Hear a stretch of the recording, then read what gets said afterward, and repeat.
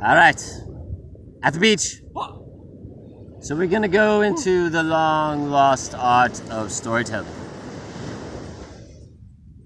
This story started in a kingdom long, long ago. And the son of a rich, older noble went to his father with an idea. He said, "Pops, I want to buy all the palm trees in the kingdom." And the father said, "What would you like to do with all these palm trees?" He said, "Well, when you buy all the palm trees, everybody in the entire kingdom will not have palm trees anymore. And they will miss eating coconuts. And they will miss drinking coconut milk and coconut water. So I will buy all the palm trees, control the coconuts, and then we will sell them, double the price. We'll make a fortune. And then, with the money, I will buy every pelican in the kingdom." So, the father collected all the palm trees in the kingdom, and he bought them from all the villages. Hare Krishna, Krishna Krishna, Hare Hare. Hello. And the father, so he rounded up all the palm trees, and he bought all the palm trees, and then he gave them to the son. And the son planted them on his plantation. And a few weeks went by, and he sold all the palm trees and all the coconuts to not just that kingdom, but to nearby kingdoms. And they made a fortune selling all these palm trees and all these coconuts.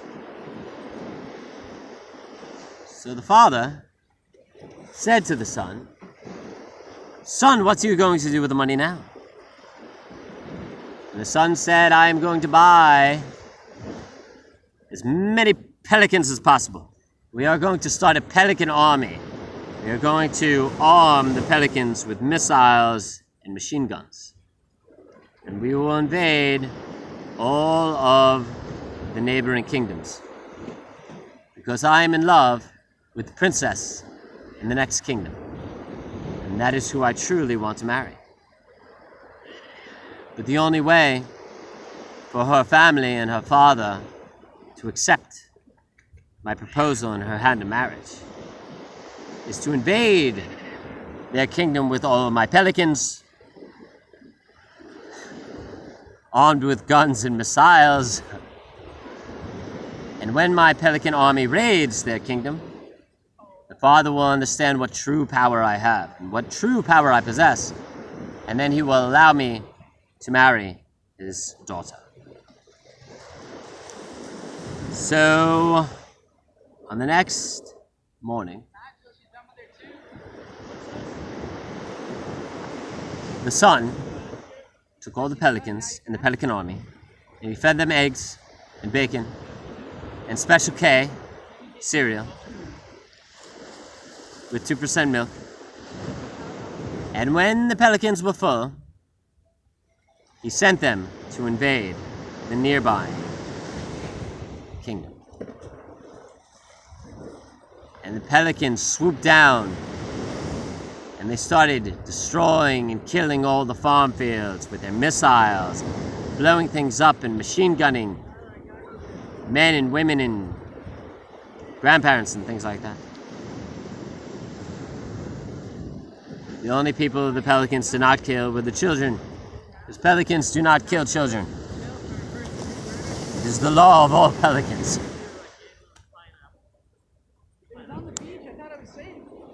So, the father sees this from a distance, from his castle. And he looks at his daughter. And he says, "Do you see what these pelicans are doing to our kingdom? They're killing all the grandparents and the parents and the mothers. Except the children, because it is pelican law to not kill the children." So she says, that's my love, Eric. My love, Eric, has killed all these people to show you my love. Keep off. Keep off. Kiva? So the father turns to the daughter and says, I see that this is true love. That this young man, Eric, has killed all of these people in our kingdom just for your love. So I will allow you to marry him because this is true love. Especially now that he's slaughtered everybody in the kingdom with his pelican army.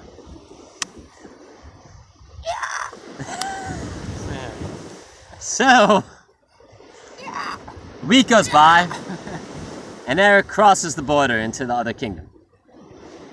And thousands of children greet him. But now that the children are by themselves, they're starving. So they start eating Eric. They start eating his arms and his legs. We coming for you, boy.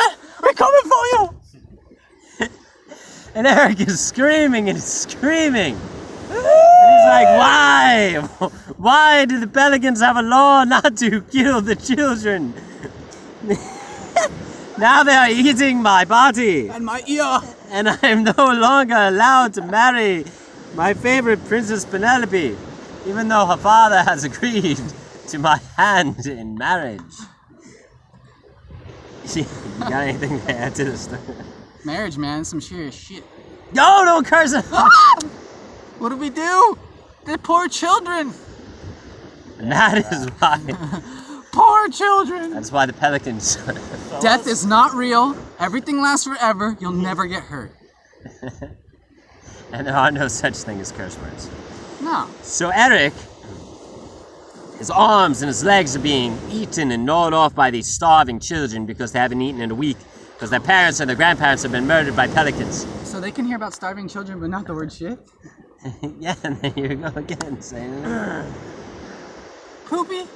Mandolin and Amy are going to be so disappointed. This is going on for real? Yeah. Uh-oh. What is this doing? It's the long lost art of storytelling. So, he's screaming and screaming, and Princess Penelope runs to his aid to save the nobleman Eric. And she dives to save his dying body. And then the children see Penelope, and they're still hungry. So they start feasting and eating Penelope. And then the king sees this from the castle, and he's like, my daughter Penelope, what shall we do? So the king runs down the castle stairs, and he runs towards Penelope as her body is being eaten by these children. And as the father approaches Penelope, Eric's Pelican army comes in with missiles and machine guns because they haven't had enough yet. And they're to the king of Penelope. Does Penelope, I don't know. Penelope's father, does he have a wife, a queen? Good. Medusa? Medusa. So, Medusa sees this from the castle. And Penelope's father, the king, was married to Medusa back before Medusa was Medusa. But then when she transformed to Medusa, they couldn't really make the relationship work anymore because he couldn't look at Medusa, but somehow they made it work. They didn't get a divorce, did they? No, of course not. No They don't divorce. get No divorce! Yay! This is Europe. They don't get Europe? divorced. Okay. Yeah, this is like ancient Europe. Okay. There's no divorce in ancient Europe. No.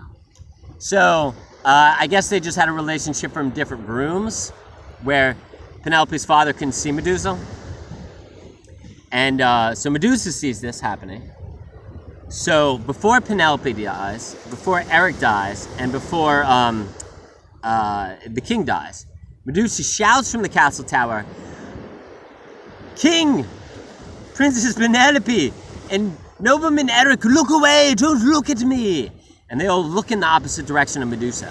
And Medusa opens her eyes, and all the children look, and she says, children, oh children, look at me. And all the children look at Medusa, and she freezes all the children to stone.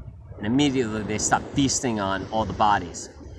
And then she shouts to the sky and she says, "Pelicans! Pelicans, look at me!" And the pelicans all turn to face Medusa. And they all turn to stone and they all drop to the ground. You want to take it?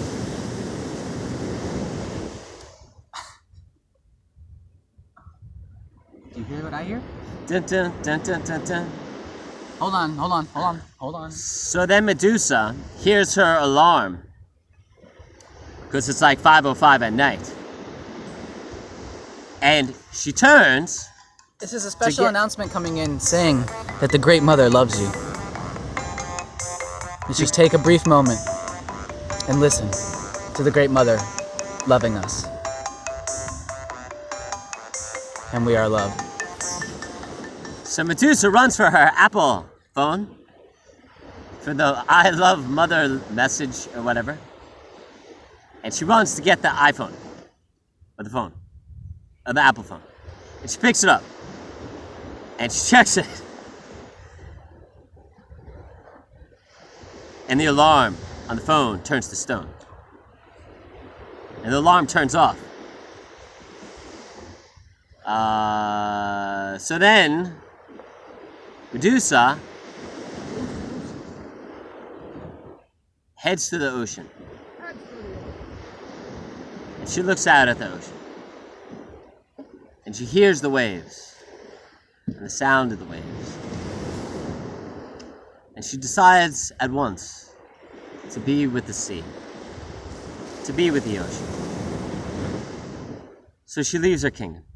She leaves her king. She leaves Princess Penelope, her daughter, and the nobleman Eric. And she walks into the sea with her eyes closed. And she lives out in the sea for the rest of her life. With the remaining days, free from a cell phone, free from an Apple phone, free from marriage, free from all the things that were once plaguing her.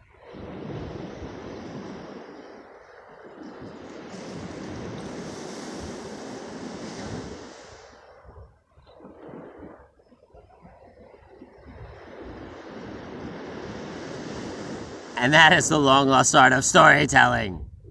Especially when it makes no sense. Which I guess is the beauty of storytelling anyways.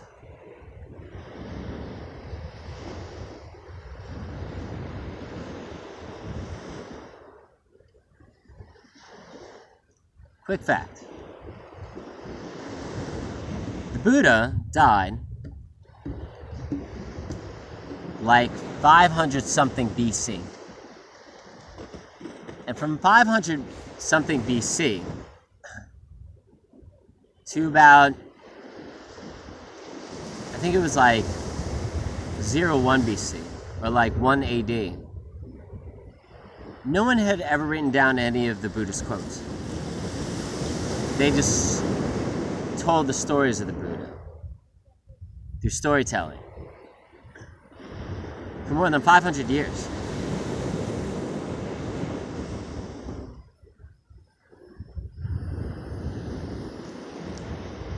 And then finally, a monk, I guess in India, or Nepal, decided to finally write down his quotes so they didn't get forgotten in time. So, for more than 500 years, everything that the Buddha said was just handed down from story and from word to word. I would really like to bring storytelling back.